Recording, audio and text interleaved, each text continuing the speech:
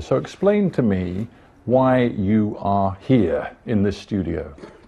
I'm here to hold my country and the people that I knew accountable for their actions, and myself, really. This is something that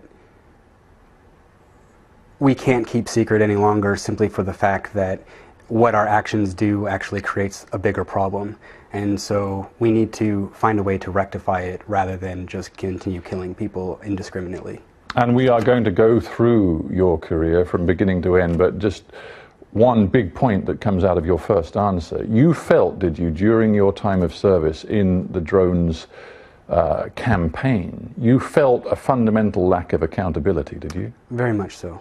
I actually reported 3 incidences to the Inspector General's office, and none of them, I don't know if any of them took hold, and I was never contacted about any of them. No one wants to hear you complaining. There are people overseas that are on the ground doing this job, fighting a war, and you're in Vegas living a cushy life. But you were intimately involved in the killing of more than a dozen individuals in Afghanistan and Iraq. Let's talk about one in Afghanistan. It involved a high-value target who you'd been told to watch. He was in a particular building. The decision was taken to strike. Now, as that decision was being taken, you saw what you believed to be a figure come out of that building. Just explain to me what happened. So this particular shot happened when I was coming onto shift. So all the information that I was given, or my crew was given, we were given by the previous crew. So we're told, you're gonna take a shot.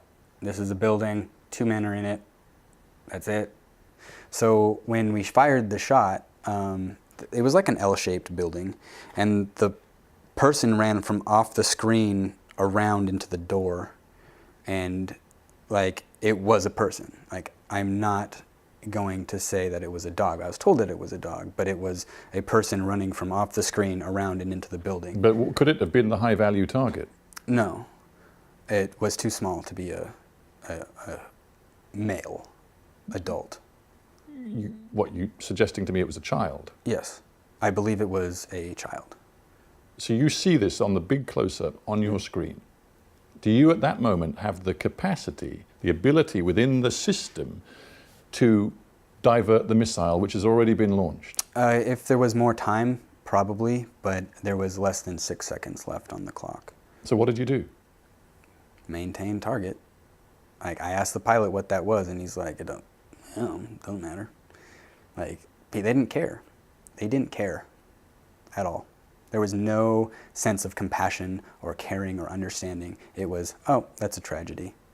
We'll just cover it up. I don't think at the time I was able to think. I was so shocked. It wasn't until I just asked, what was that? And it wasn't until afterwards, after the missile hit, I was like, did we just kill a kid? Like, you know, the shock, like, there's no recoil, there's no anything to say that we've done a shot. It's just click, click, click. We began this interview talking about that word accountability. I just wonder, after an incident like this, where, you know, the unexpected happens, the pull trigger signal is given, the missile goes off, and then you, responsible for the cameras, see what you believe to be a child right on target. What sort of post-strike investigation, accountability is there? None. Really none.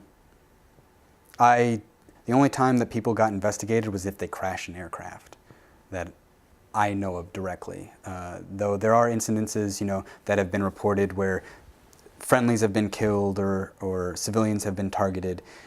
But those are, I mean, look at, they're flying thousands of missions per month, and only how many few have been reported as actually being civilian casualties, or the only reason those are reported is because there's unquestioning evidence from outside sources that say we did something bad. And the more information that comes out with the journalists going to these locations and reporting on drone strikes and local people reporting on the drone strikes, well, but my point is that you're saying actually some of the civilian deaths were deliberately and consciously covered up. But what proof do you have?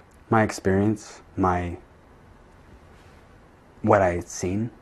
I didn't take secret information. I didn't take any of this stuff. In fact, when that happened and I told my supervisor at the time, he just said, doesn't matter. Just leave it alone. Don't bring it up again, or else you'll get in trouble. Now, in other situations in Afghanistan, you saw that the guys you were hitting were indeed militants. You could tell from the fact they had arms, from the way they were behaving, they were Taliban. You're a soldier. You're in a war. Throughout the history of human conflict, those who are combatants witness the most terrible things. So what is so special or different about a drone operator such as yourself having to see the consequences of fighting a war? Because this type of warfare is the most cowardly type of warfare that there has ever been created. And in that moment, that was my first shot that you just mentioned, I felt like a coward. I felt like the worst coward. I had betrayed my beliefs. I had betrayed everything that had ever been built up. But you had defended your nation. But see, even that first shot, I don't believe that they were insurgents. Just because they were carrying weapons, they never fired at anyone. They were 3 men walking down a road. And I believe that it is my duty as a warrior to give men an opportunity to not do harm to another person. And these men were not doing harm to anyone that I had seen, that anyone had seen, and we killed them anyway, simply for the fact that they had weapons. You, as one of your key missions before you left the military, were tasked with joining the hunt for Anwar al-Awlaki. He was, according to any standard, an immediate, direct, and real threat to the United States. But he's also a citizen of the United States. And according to our Constitution, it says that even a traitor to the United States, specifically mentions traitors, it says even a traitor to the United States deserves a fair and free trial in front of a jury of his peers. If you look at Anwar al-Awlaki's history, you'll see that he was actually one of the biggest proponents of peace when he was in the States. He even had lunch at the White House or Pentagon or whatever. Like, he was highly involved in very high. I think when you start saying this sort of thing, this is where you part company with many, perhaps, sympathetic people in the United States. When you start to tell me that Anwar al-Awlaki can be seen as a man of peace, you just lose them. He didn't become one, but he started off as one. That's the real tragedy. If you look at what we have done to countries around the world, this man had every right to be angry. We were killing people in his country. But in the end, this man was a real and present danger to the United States. He was a direct security threat, and it was legitimate for us to take him out in the way we did. I think that the United States can make up any excuse that they want, but doesn't change the fact that they killed a human being who was an American citizen, which should be their first priority to protect. Their first answer to any threat shouldn't be to kill. We are supposed to be the biggest and best country in the world, and if we cannot live up to our standards, then we do not deserve to be that. And I would also like to point out that justifying something like that gets a lot easier every time that you do it. Because when you cross a boundary, you're more likely to cross another boundary. And that's what I see with my government and with people that are in charge of this type of technology, is they just justify the use of it. There's no real reason to continue progressing warfare in this type of way without trying to find a diplomatic solution. Surely the justification, and this is, I think, what the American people believe, according to the opinion polls done by Pew Research and others, the justification is that the United States, with its drones, has severely degraded the capacity of Al-Qaeda and the Taliban in Afghanistan/Pakistan to conduct operations. They have taken out a whole cadre of leaders. You could say the same of Al-Shabaab in Somalia and some key leaders of Al-Qaeda in Yemen. How many times have these people died?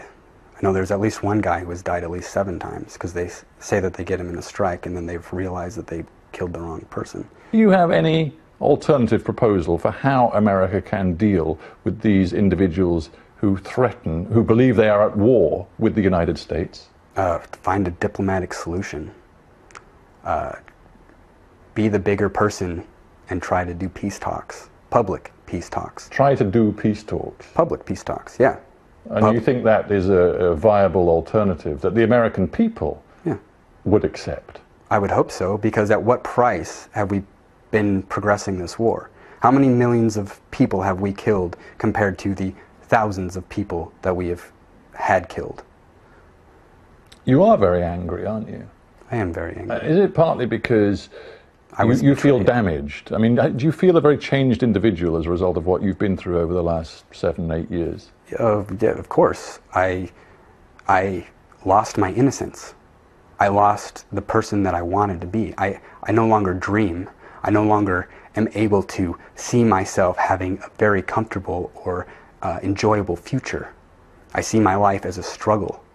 See, the weird thing is, you say all this to me and you talk about the damage done to yourself. You have never been anywhere near a real battlefield. Admittedly, you were in Iraq for a few months, but you know, you've never seen war from the point of view of an active battlefield. You've just been looking at video screens. Yeah, but it still takes, you know, the results of your actions, and it takes a psychological and spiritual toll, especially when those beliefs that you very much held to a very high standard have been betrayed by the very people that you work for. You've talked of your admiration for Chelsea Manning, for Edward Snowden.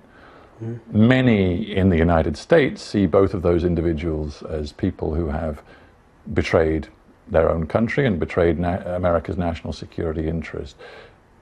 Do you think that you deserve to sit alongside them? No, those guys are heroes. I was a coward. I was a coward. I sat in a bunker 10,000 miles away and killed 13 people with no real consequence for myself. Physical consequence, I guess.